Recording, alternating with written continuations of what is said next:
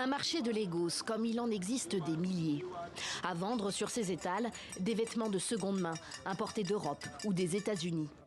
Beaucoup d'entre eux ne trouveront pas preneur.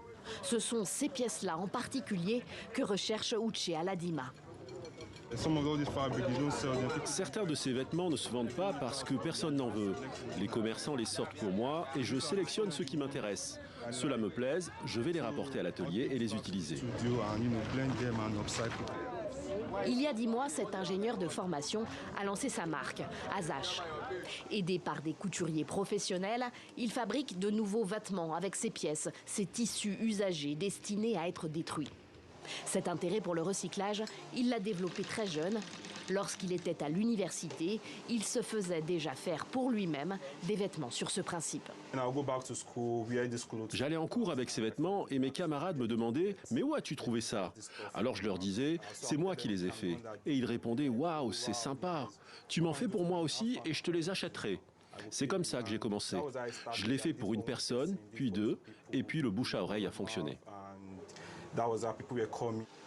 Cette chemise patchwork est faite de morceaux de jeans récupérés. Quelques photos et elle est mise en vente immédiatement sur le site de la marque. Les pièces proposées sont surtout faites en jean, en cuir, en velours côtelé, des matières quasi inusables. Tous les matériaux que je récupère sont durables. Donc si vous achetez mes vêtements, vous pouvez les garder longtemps.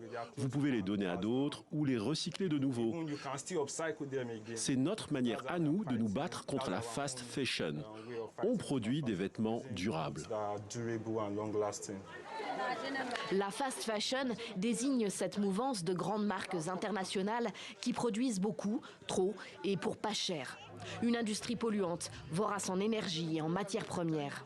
Plus de 100 milliards de vêtements sont vendus chaque année dans le monde. Et la plupart d'entre eux atterriront à terme au Nigeria et ailleurs en Afrique où ils ne seront pas nécessairement réutilisés.